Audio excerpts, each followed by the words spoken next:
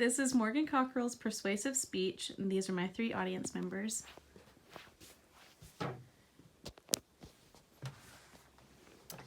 This speech is on why parents should use other methods of punishment rather than spanking. Were you guys spanked as a child? Think back to how you felt during those moments of punishment. How did receiving a spanking make you view your parent? And how much of those feelings lingered subconsciously through adulthood? I myself received spankings as a child.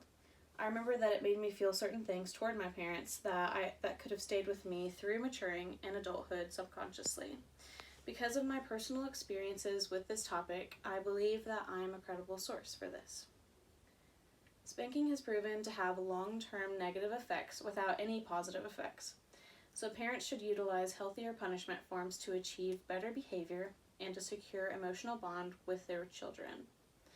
Today, I'll be talking about the negative long-term effects that spanking has on children and some alternative punishment forms that have proven to be healthier. My first point is that physical punishment leads to long-term depression and anxiety. Spanking can result in general psychological maladjusted children leading into adulthood.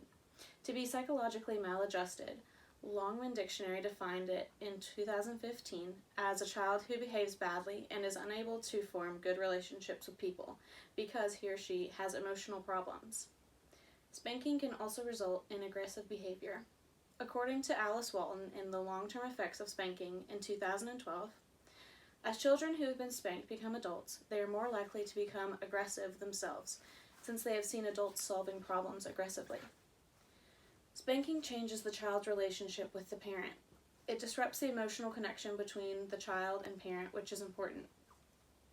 Again, according to Schwartz in 2006, spanking teaches the child what not to do, not what is the right thing to do. Now that I've discussed some negative long-term effects of spanking, let me move on to my next point, which are some alternative ways for parents to deal with bad behavior. Alternative punishments for bad behavior do exist, and they are proven to work much better than spanking. They do not come with any negative long-term effects. Once again, according to Schwartz in Marriages and Families, there are a variety of alternate ways to deal with bad behavior. These include removing temptations that lead to misbehavior, establishing reasonable and consistent rules, modeling appropriate behavior, praising the children for good behavior, treating the children with respect, and providing emotional support by expressing love, warmth, and acceptance. Walton also states in The Long-Term Effects of Spanking that studies have shown that when parents stop physically punishing their kids, that the kids' difficult behaviors also decrease. Some alternatives that she provides within the article are timeouts, logical consequences, and behavior penalties. Now that I've discussed some positive alternatives to spanking, let's move on to my third and final point, which is that peaceful parenting does exist. The best form of parenting is positive, gentle, and peaceful parenting. There are resources for parents who started off spanking their kids and then come to terms with the fact that they don't like hitting their children. In 2018, a group called Hands Are for Holding sponsored a website called StopSpanking.org. That's devoted to helping parents move toward peaceful parenting with hands-free discipline.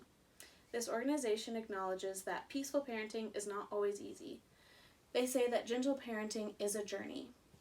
As a result of it being a journey, they provide materials on what positive parenting looks like on a daily basis.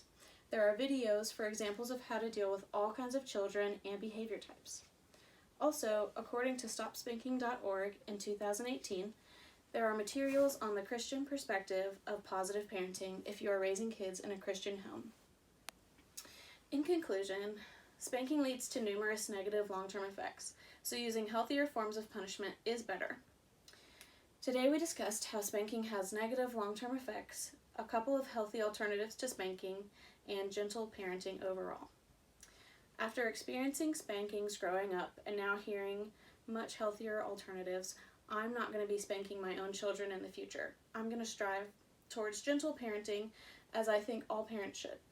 Healthy, hands-free punishments are crucial to maintaining the child-parent emotional bond and good behavior.